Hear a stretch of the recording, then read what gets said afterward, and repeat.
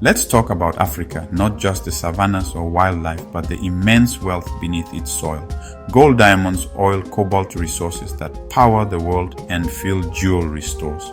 Africa is the world's treasure chest, brimming with hope and potential. Imagine discovering treasure in your backyard.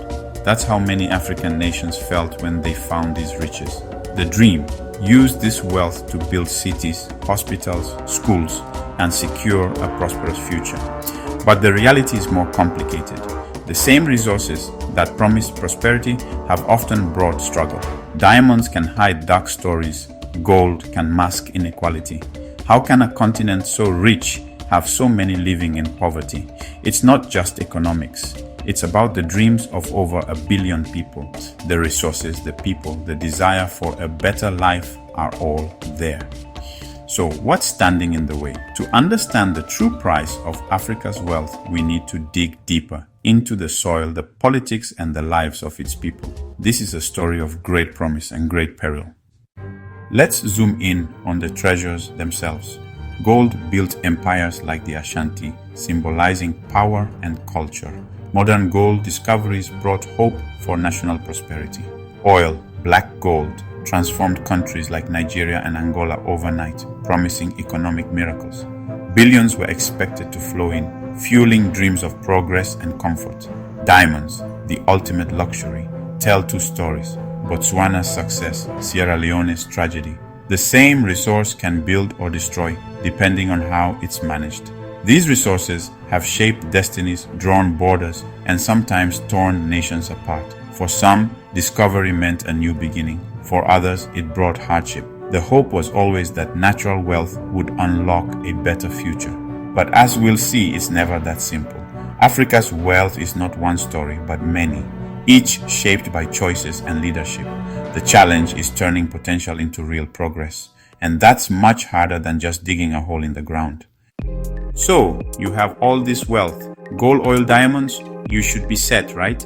Countries with abundant resources often grow slower and struggle more than those without. Why?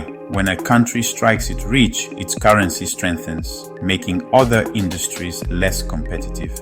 The economy becomes dependent on one resource, neglecting everything else. Politics get messy. Control of resources means control of power, fueling corruption and division. Elections become battles for the treasure chest, and democracy suffers. Prices for oil and gold swing wildly, making planning impossible. One year, there's a windfall, the next, a crisis. The result?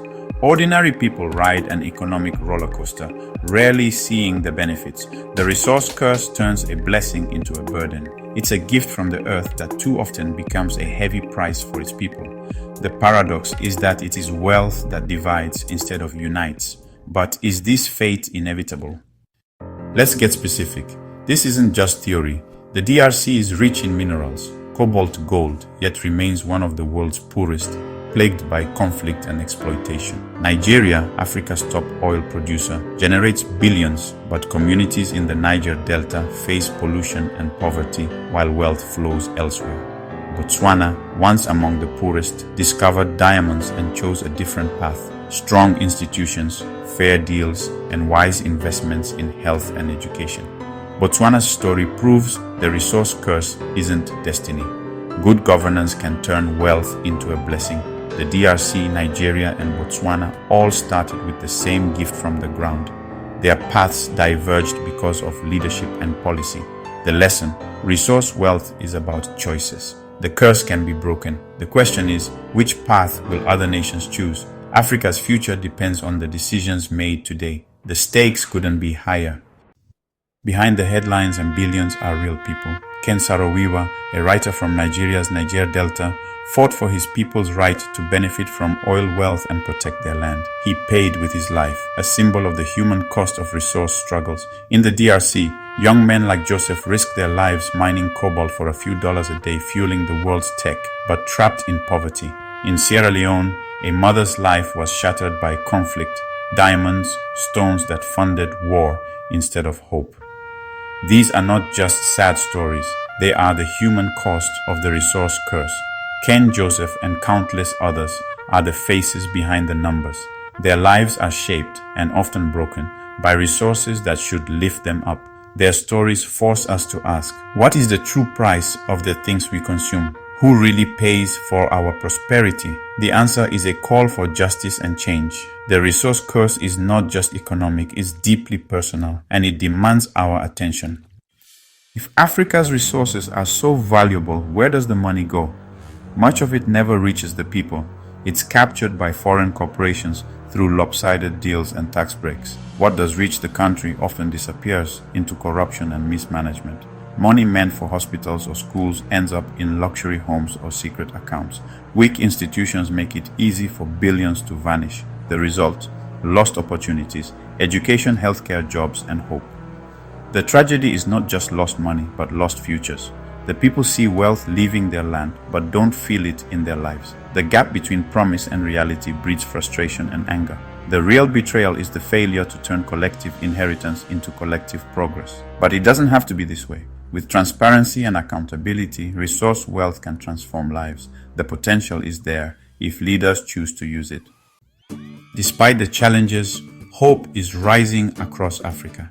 A new generation is demanding change. Journalists, activists, entrepreneurs fighting for transparency and accountability. They use technology to track resource revenues and empower citizens with knowledge. Grassroots movements are making it harder for wealth to disappear into the shadows. Young innovators are building ethical businesses, processing raw materials locally, keeping more value within Africa. This is a quiet revolution, Africans taking control of their economic destiny. The future won't be decided in foreign boardrooms, in African communities, in tech hubs. The promise in Africa's soil is still bright. Now, more than ever, a generation is determined to make that promise real for everyone. The journey is tough, but the path is clear. Africa's wealth can be a blessing if managed wisely. The sun is rising on a new day, and the world is watching.